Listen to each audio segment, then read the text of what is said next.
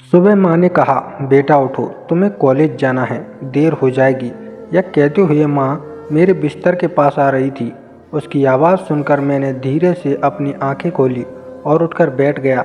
मैं उठने में आनाकानी कर रहा था, मैं उठने में देर कर रहा था, लेकिन माँ हमेशा की तरह मेरे बिस्तर पर आई और चादर खींच ली। मेरे काले सांप को सामने खड़ा देखकर माँ थोड़ा डर गई और बाहर जाने लगी। मैं शर्मा गया और जल्द से दोनों हाथों से सांप को ढकने की कोशिश की। आगे क्या हुआ यह सुनने के लिए पूरी वीडियो देखें। नमस्कार दोस्तों, मैं साहिल हूँ। मैं दिल्ली से 20 किलोमीटर दूर एक छोटे से गांव में रहता हूँ। हमारे पास एक खेत है और खेत पर एक बड़ा घर है। हमारे परिवार में मेरे दादा दादी, पापा, सौतेली माँ नेहा, बड़ी बहन वनीता, मैं एक साथ रहते हैं। पिताजी एक बड़ी कंपनी में कार्यरत हैं और वहाँ उनका बहुत सम्मान किया जाता है। पापा की सैलरी अच्छी है, लेकिन वह काम के सिलसिले में हफ्ते में 2 दिन बाहर रहते हैं। खेती से भी हमें कुछ पैसा मिलता था, इसलिए पैसे की कोई कमी नहीं थी। मेरी बहन मुझसे 2-3 साल बड़ी थी। जब मैं 8वीं कक्षा में था तब मेरी माँ का निधन हो गया और हमारा परिवार बहुत दुख में डूब गया। पापा जानते थे कि बूढ़ी दादी दादा का काम और बाकी काम अकेले कैसे करती, इसलिए उन्हें काफ़ी तनाव झेलना पड़ा। आखिरकार दादा दादी और अन्य रिश्तेदारों ने पापा को समझाया और उनकी शादी अपने एक रिश्ते की सौतेली माँ नेहा से करवा दी। नेहा शादी करके इस घर में आई थी। वह बहुत प्यारी और अच्छी बातचीत करती थी। कुछ ही दिनों में उन्होंने सबका दिल जीत लिया। उसकी उम्र 22 से 23 साल रही होगी। रंग गोरा, कद 5 फुट 5 इंच और आकर्षक व्यक्तित्व था। वह तलाकशुदा थी और उसके पति ने 1 साल के भीतर ही उसे तलाक दे दिया, क्योंकि नेहा कभी मां नहीं बन सकती थी। वह बांझ थी। जब इस बात का पता चला तो हर जगह उसकी चर्चा होने लगी और कोई भी उससे शादी करने को तैयार नहीं था। पिताजी को उसे शादी करने की ज़रूरत नहीं थी, लेकिन दादा दादी को घर और हमारी देखभाल के लिए एक बहू की ज़रूरत थी। नेहा उस ज़रूरत को पूरा कर रही थी। नेहा सबके साथ सहजता से और मुस्कुरा कर रहती थी। उन्होंने कभी हमारे साथ सौतेला व्यवहार नहीं किया। वह अपने दादा दादी की भी अच्छी देखभाल करती थी। कुछ ही दिनों में उनसे हम सबके दिलों में खास जगह बना ली और हमसे प्यार करने लगी। विशेषकर मेरी बहन नीता और मुझे उससे बहुत प्यार और अपनापन मिल गया। समय के साथ सौतेली माँ नेहा मुझे बहुत करीब और स्नेह महसूस हुई। नेहा के बिना मेरी कुछ नहीं हो सकता था। जैसे जैसे दिन बीतते गए, मेरी सौतेली माँ के साथ मेरा रिश्ता मजबूत होता गया। हमारी दोस्ती बहुत गहरी थी। वह मुझसे मुस्कुरा कर बात करती थी। हम खूब मस्ती करते थे। कभी मैं उसे प्यार से गले लगाता तो कभी वह मुझे प्यार से गोद में उठाकर लाड करती। उस समय मेरे मन में ऐसी कोई भावना नहीं थी। साथ ही धीरे धीरे दिन बीत रहे थे। जब मैं 12वीं में था, मेरे दादा दादी 2 महीने के अंतराल के बाद हमें छोड़कर चले गए। इससे बाबा का सहारा छूट गया, लेकिन बाबा ने सावधानी पूर्वक सारी जिम्मेदारियां उठाई और घर को अच्छे से संभाला। वनीता अब 22 साल की हो चुकी थी। अनीता खूबसूरत थी, इसलिए उसके लिए अच्छे अच्छे रिश्ते आने लगे। उसकी शादी करने में कोई दिक्कत नहीं हुई। योग्य लड़का मिलने के बाद पिताजी ने उसकी शादी बड़ी धूमधाम से की। अब वह अपने पति के साथ ससुराल में रहती है। इसकी शादी को 2 साल हो गए हैं। उस समय मैं एक इंजीनियर कॉलेज में पढ़ रहा था।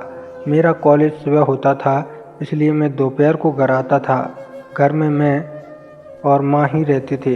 जब मैं कॉलेज से घर आता था तो माँ बहुत खुश रहती थी, क्योंकि उन्हें घर में अकेले रहना पड़ता था, इसलिए वह कभी कभी उदास भी दिखती थी। हम दोनों एक ही घर में रहते थे।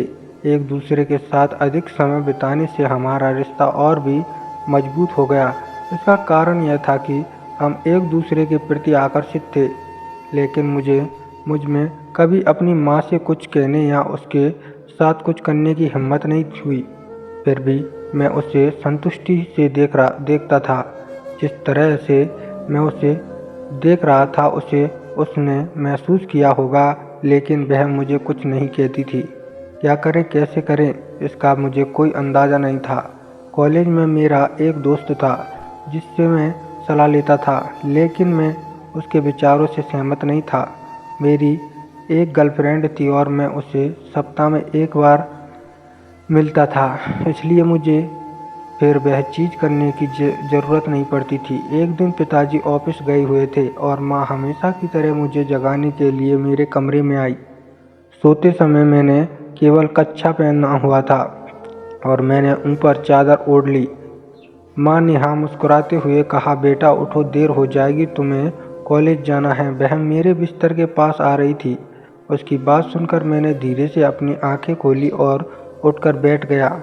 मैं उठने के लिए राजी नहीं था, लेकिन माँ ने आते ही चादर खींच ली। मैं उठ गया और मेरे काले सांप को खड़ा देखकर माँ थोड़ी देर डर गई और मैं जल्दी से उसे ढकने की कोशिश कर रहा था।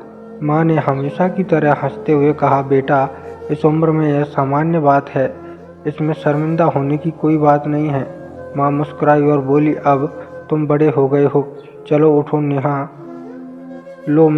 लो, मैं तब तक चाय और नाश्ता तैयार करती हूँ। फिर मैं उठकर बाथरूम में गया और नहाकर तैयार हुआ और डाइनिंग टेबल के पास बैठ गया। माँ चाय और नाश्ता लेकर आई और मेरे सामने बैठकर मुझे देखने लगी। उसने झुककर नाश्ते की प्लेट मेरे सामने सरका दी और बोली, अब नाश्ता शुरू करो। माँ अच्छी तरह जानती थी कि मैं क्या सोच रहा हूँ।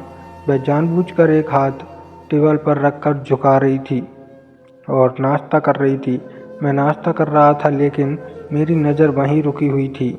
माँ ने देखा और पूछा, क्या हुआ बेटा, तुम इतना क्या सोच रहे हो?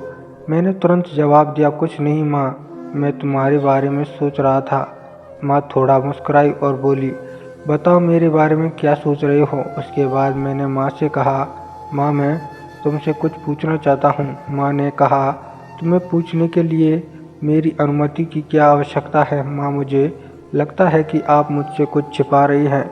माँ बोली, कुछ नहीं छिपा रही बेटा। फिर उसने विषय बदल दिया और कहा, तुम्हारा कॉलेज कैसा चल रहा है और अब तक तुम्हारी कोई गर्लफ्रेंड नहीं बनी है या है? मैंने कहा, माँ से कहा, मेरी 4-5 गर्लफ्रेंड है, लेकिन उसमें से एक मेरी सबसे करीब है। मैंने ऐसा कहते ही माँ हंसने लगी, लेकिन मैं थोड़ा असमंजस में था।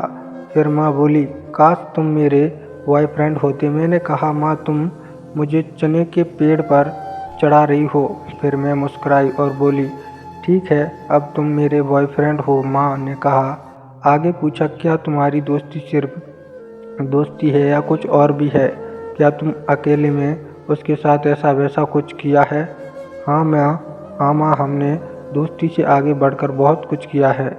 माँ ने मीठी मुस्कुराते हुए, तुम्हारी गर्लफ्रेंड को तुम्हारे जैसा बॉयफ्रेंड मिल गया, वह बहुत भाग्यशाली है। मुझे उसकी बातों में नाराज़गी का एक एहसास हुआ। मैंने उससे पूछा, क्या हुआ माँ? माँ ने कुछ देर सोचने के बाद कहा, कुछ नहीं बेटा, तुम्हें कॉलेज के लिए देर हो रही है, चले जाओ। मैं कुछ देर शांति से बैठना चाहती हूँ।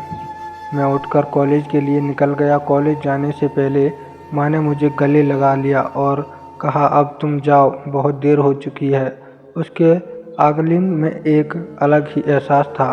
तभी माँ की नज़र नीचे मेरे सांप पर गई। उसे देखकर माँ शर्मा गई और उनका चेहरा लाल हो गया। मैंने उसे प्यार से देखा और अलविदा कहा। तब मैं कॉलेज के लिए निकल गया। माँ की बातों को, उनकी भावनाओं को समझना, उनके विचारों को जानना बहुत ज़रूरी है। कुछ दिनों बाद हमारा रिश्ता दोस्ती से आगे बढ़ गया और मैंने वह सब उसके साथ किया। दोस्तों, अगर आपको हमारी कहानी पसंद आई हो तो हमारे चैनल टेडी स्टोरी को सब्सक्राइब करें और आपको कहानी कैसी लगी कमेंट में अवश्य बताएं। और हाँ, यह वीडियो सिर्फ और सिर्फ मनोरंजन के उद्देश्य से बनाई गई है। किसी की भावनाओं को आहत करना हमारा उद्देश्य नहीं है। धन्यवाद।